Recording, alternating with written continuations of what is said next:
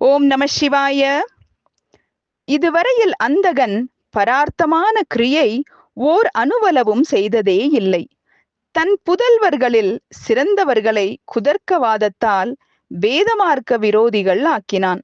தனக்குற்ற ஐஸ்வர்யத்தால் ஆணவம் மிகுந்து வேதமோதும் பிராமணர்களையும் தேவர்களையும் குருவையும் மதியாமலும் மரணம் அதிவிரைவில் வருகிறதென்பதை உணராமலும் உலகம் முழுதும் தன் சைனியங்களுடன் யாத்திரை செய்து அநேக கோடி வருஷங்கள் சந்தோஷமாகவே இருந்தான். அவ்வாறு இருக்கையில் அவன் ஒரு சமயம் மந்திரமலையை அடைந்து அங்கு மகா பிரகாசத்துடன் ஸ்வர்கலோகத்தை ஒத்த குகையொன்றை கண்டு தன் சைனியத்துடன் மதுபானம் செய்து வெறி கொண்டு அங்கே ஆடியும் பாடியும் இது நாம் வசித்ததற்கு தக்கதென்று கருதி அங்கிருக்க தீர்மானித்தான்.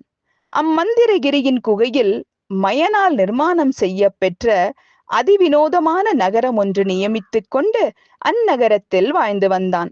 சௌனகாதி முனிவர்களே, அந்தகாசுரன் இவ்வாறு அந்நகரத்தில் சிறிது காலம் ஆனந்தத்தோடும் காம கலியாட்டங்களோடும் கழித்த பிறகு அவன் மந்திரிகளாகிய துரியோகதனன், வைபவசன், ஹஸ்தி என்னும் மூவரும் அதிசுந்தரமான ஒரு மங்கையை கண்டு வினாடி காலத்திற்குள் விரைந்து வந்து அந்தகனை அணுகி சொல்லலானார்கள்.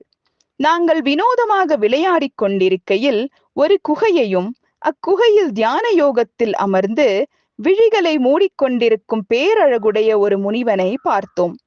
பிறை சந்திரனால் அலங்கரிக்க பெற்ற தலைமயிரும் இடையில் புலித்தோலுடையும் ஆதிசேடனுடைய பனாமுடிகளால் அலங்கரிக்கப்பட்ட தேகமும் கபால மாலிகாபரணமும் ஜடையும் கையில் ஜபமாலையும் கட்கமும் யோக தண்டமும் உடையவராக அம்முனிவன் விளங்கினான். அவன் அருகில் ரிஷபமுகமும் அதிகோரமும் திறந்த வாயும் சர்வாபரணமும் தீக்ஷணமான காந்தியும் வெண்ணிறமுடைய ஒருவன் அம்முனிவனுக்கு பணிவிடை செய்கிறான். அவ்வாறு தியான யோகத்தில் இருக்கும் முனிவனுக்கு அருகில் ஒரு கட்டழகியையும் பார்த்தோம். அவள் நல்ல திவ்ய ரூபமும் யவ்வன பருவமும் மிருதுவான இனிய வசனமும் பவளம், நவமணிகள், முத்துக்கள், இரத்தினங்கள், வஸ்திரங்கள், பொன்மலர் மாலை முதலியவற்றால் அலங்கரிக்கப்பட்ட திவ்ய தேகமுடையவளாக மாதர்களுக்குள் மிகச்சிறந்த ரத்தினம் போல் விளங்குகிறாள். அவ்வனிதையை கண்டவனே கண்களை பெற்றதனால் உண்டான பலனை அடைவான். அவளை காணாதவன் கண்கள் பயன் பெறாதவனே ஆவான்.